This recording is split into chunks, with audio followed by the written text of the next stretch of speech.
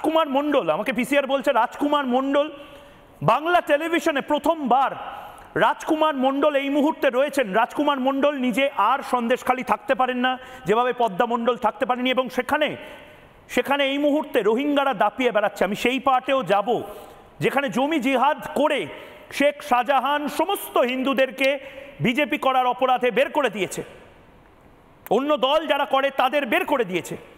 এই মুহূর্তে রাজকুমার মণ্ডল আমার সঙ্গে রয়েছেন বাংলা টেলিভিশন। আমি রাজকুমার মণ্ডল অন্য রাজ্যে অন্য দেশে হয়তো রয়েছেন, আমি নাম প্রকাশ করতে চাই না যেখান থেকে উনি বসেছেন, কিন্তু রাজকুমার মণ্ডল আমি আপনার সম্বন্ধে যা জানলাম, এবং পদ্মা দিয়েও যেটা কনফার্ম করলেন, আপনি ভাঙিপাড়ার বাসিন্দা ছিলেন রাজকুমার। 2019 থেকে নাম লিখিয়েছেন ঘরছাড়া হিন্দুদের তালিকায়। রাজকুমারের মায়ের অভিযোগ, সেদিন পুলিশ এসে ঘর থেকে বের করে নিয়ে যায় রাজকুমারকে। প্রদীপ মণ্ডলের বাড়ির সামনে দাঁড়িয়েছিল রাজকুমার। পরে শাহজাহান বাহিনী আক্রমণ করতেই প্রাণ বাঁচাতে ভেরির দিকে দৌড়ন।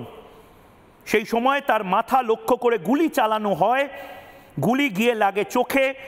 ভেরিতে পড়েছিল রাজকুমার প্রায় 5 ঘন্টা, মৃত ভেবে চলে গেছিল শাহজাহান গ্যাং। পরে চিকিৎসা করিয়ে অন্য রাজ্যে চলে যান রাজকুমার। আমি আবারও বলছি, গোটা বাংলার বিজেপি কর্মীরা আজকের এই এপিসোড দেখুন, দেখুন কাদের সাথে লড়ছেন 2026-এ নেতারা, দেখুন কেন্দ্রীয় নেতৃত্ব দেখুন। এরপরেও যদি রাষ্ট্রপতি শাসন জারি না হয় আমি জানি না কি হবে। রাজকুমার বাবু, আজও আপনার কি চোখে সমস্যা আছে? আমি দেখতে পাচ্ছি আপনার এক চোখে কিছু সমস্যা, এই চোখেই গুলি লেগেছিল? হ্যাঁ, আমার বাম সাইডের চোখে গুলি লেগেছিল, তো সেখান থেকেই এখনো আমার চোখ ওটা ড্যামেজ হয়ে গেছে, নষ্ট হয়ে গেছে। ঠিক কি হয়েছিল? 2019 সালে 8ই জুন যখন ওরা একটা পরিকল্পিতভাবে একটা মিটিং করে, তারপরে মিছিল করে কয়েকশো মুসলমান রোহিঙ্গা, এবং আগে থেকে ওরা দেবব্রত মণ্ডল বাপ্পা, বিহার মণ্ডল, তপন, বিমান সর্দার এবং আরো অনেক, এদের বাড়িতে বোমা বন্দুক একাধিক এরা গচ্ছিত রাখে। তারপরে এরা কয়েকশো মুসলমান প্রদীপদার বাড়ির দিকে ছুটে আসে, এসে প্রদীপদার মাথায় বন্দুক ধরে এবং মারতে থাকে, আমিও থাকি। তারপরে প্রাণের ভয়ে বাঁচতে আমরা ফেরির বাঁধের দিকে ছুটি। তারপরে ওরা চারিদিক দিয়ে কয়েকশো মুসলমান গুলি ছুটতে ছুটতে আসে, এবং গুলি ছুটতে ছুটতে আমার একটা চোখে গুলি লাগে, আমি জলে পড়ে যাই। জলে পড়ে যাওয়ার সাথে সাথে ওরা আসে আমাকে কোপাতে থাকে, এবং আমার মাথায় 25-30টার উপরে সেলাই আছে, এবং পায়ে কোপের আঘাত আছে এখনো। আমার হাত ভেঙেছিল, বিভৎসভাবে আমাকে মার্ডার করে মাথা দুফালি হয়ে যায়, ওরা ফেলে রেখে দিয়ে চলে যায়। রাজকুমার দা, করে যাই মারা গেছি। রাজকুমার দা, আপনি যদি আপনার চশমাটা একবার একটু খোলেন, আপনার চশমাটা, আমি দেখতে পাচ্ছি আপনার চোখে সমস্যা, এখানে এই চোখেই গুলি লেগেছিল? হ্যাঁ হ্যাঁ হ্যাঁ, ভয়ঙ্কর। পদ্মাদি রয়েছেন এই মুহূর্তে, প্রদীপ মণ্ডলের স্ত্রী পদ্মাদি এই মুহূর্তে রয়েছেন। পদ্মাদি কি রাজকুমার দার সাথে কথা বলতে, পদ্মা মণ্ডল রয়েছেন, রাজকুমারের সাথে কথা বলতে পারেন। দিদি,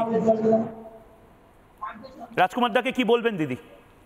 বাম দিকের চোখটা একটু দেখা, যে চোখটাতে গুলিটা লেগেছে, এই রাজকুমারকে ওরা ভেবেছিল মারা গেছে, তাই ওরা ওখানে ফেলে রেখে চলে গেছিল, এবং পুরো রক্তাক্ত অবস্থায় পড়েছিল, এবং 5-6 ঘন্টা পরে গ্রামের মানুষ গিয়ে ওকে উদ্ধার করেছিল।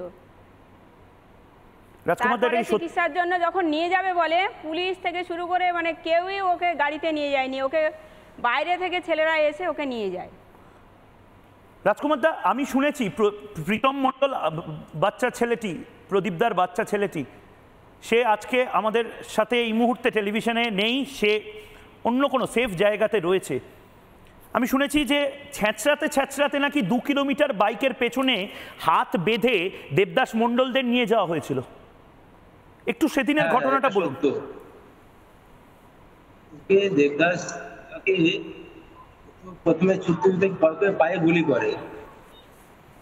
গুলি করে, ওকে বাইকে টানতে টানতে নিয়ে যায় এবং ওকে পিস পিস করে পরে কাটা হয়।